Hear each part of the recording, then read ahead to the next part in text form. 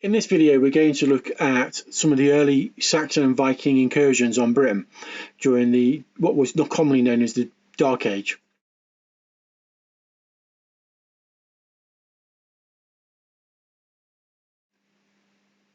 The early medieval period in Britain was marked by a series of dramatic incursions by Germanic tribes from the North Sea. Most notably were the Saxons and the Vikings. Now, these raids, which started in the sort of late 4th century and continued for several centuries, generally had a profound impact on the political, social and cultural landscape of Britain. In this video, we're going to kind of look at some of the origins, motivations and consequences of the early Saxon and Viking raids on Britain, shedding some light on a pivotal chapter in the island's history. Some of the early Germanic invaders into Roman Britain were in the late Roman period. Just as the Roman Empire's control of the island was beginning to weaken, Germanic tribes, including the Angles, Saxons and Jutes, began to sort of migrate across the North Sea, drawn by the promise of fertile land and plunder. A lot of these tribes launched sporadic raids across the eastern and southern coasts of Britain, pillaging coastal settlements and establishing footholds in abandoned Roman territories. The Saxon raids started to intensify in the 5th and 6th centuries as the Roman authority crumbled and Britain descended into a period of chaos. With the withdrawal of the Roman legions in 410 AD, the native Britons found themselves increasingly vulnerable to Saxon incursions, leading to a protracted period of conflict and upheaval known as the Anglo-Saxon period. Then in the sort of late 8th century, a new wave of invaders started to descend on Britain, and these came from the icy waters of the North Sea, commonly known as the Vikings.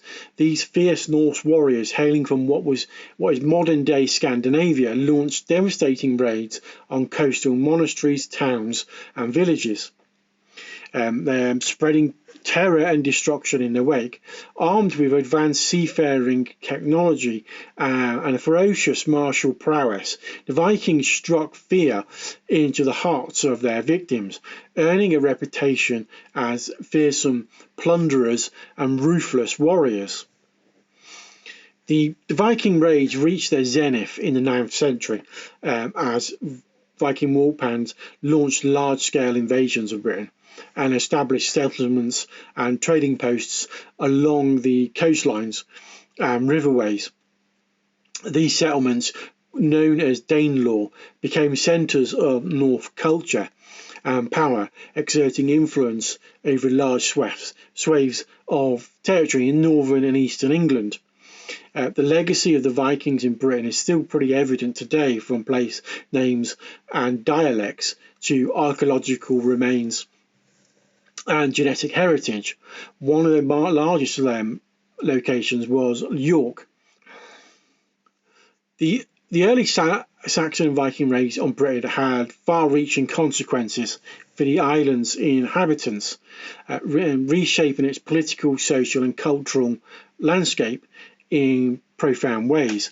The influx of Germanic settlers led to gradual displacement of the native Britons and the emergence of Anglo-Saxon kingdoms, laying the foundations for the future nation of England.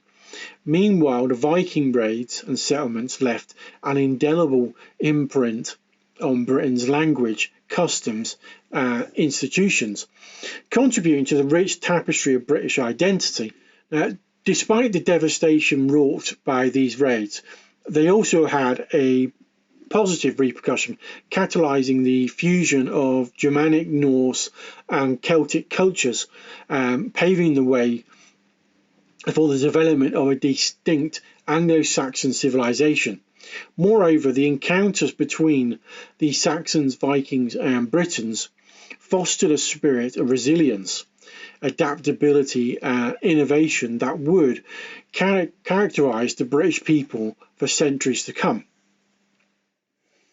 Now, the early Saxon and Viking raids on Britain represent a pivotal chapter in the island's history, a tale of conflict, conquest, and cultural exchange that helped shape the destiny of a nation. From the Germanic migrations of the Anglo-Saxon period to the Viking onslaught of the Danelaw, these raids left an enduring legacy that continues to resonate in Britain's language, heritage, and national identity.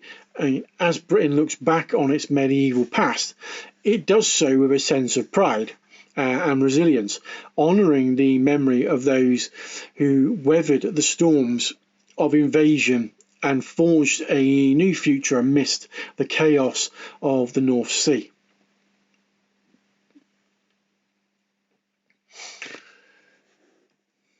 It was a period, once Roman rule sort of disintegrated, it was a period of chaos, and it was commonly called the Dark Ages, which for some give this impression that there was no written records, there was no art, there was no culture, it was just war and conflict, which it isn't quite true. There was a lot of art and culture and written records in that period. It's not now we refer to it as the early medieval period, but it was a period of conflict. I mean, you've got a lot of different cultures and societies clashing together as as people coming into the country, whether they were Anglo-Saxon or Viking. And the cultures of what those that were currently living in the UK and those incoming, obviously there was going to be clashes. And then when the Vikings came in, those established Anglo-Saxon territories, they clashed with the Vikings, and that was right up until 1066, when the last major Viking invasion took place, and they were pushed back, and then subsequently Normans came in to Britain, who were descendants themselves of Vikings, and then the whole that changed the landscape again in Britain with the Norman invasion, and we got some sort of what we call is early sort of medieval French influences and stuff like that. But it was a period for several hundred years of sporadic conflict occurring, some large scale conflict and skirmishes, and it's a great period to play out. And one of the big rule sets for this period is Saga, and Saga works very well for this period.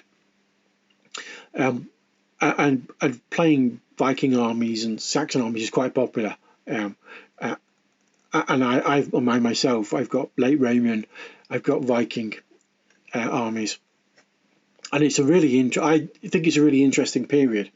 It's quite a brutal period because of all of the sort of conflicts. What is good about it is you're not going to see massive armies on the tabletop from it. There were instances where there were big armies, like the Viking invasion of 1066 against the Saxons at Stamford Bridge. Those were quite big forces, and then obviously the Saxons facing off the Normans in the same year. Literally within weeks of defeating the Vikings, they had to go and face Harold and his army, had to go and face the Normans, William the Conqueror and his force. So there are big set piece battles, but the majority of them were quite small, what we would call skirmishes. So it's quite good if you've not played historical and you're looking to get into historical. This period is quite good because you don't need a massive army, and you can play with Saga, and they're sort of 50-60 models. You could get away with some quite nice games. So yeah, I would say this was a good introduction, this period to historical and medieval wargaming. Anyway, that's all for this week. Don't forget to like and subscribe, and I'll see you next time.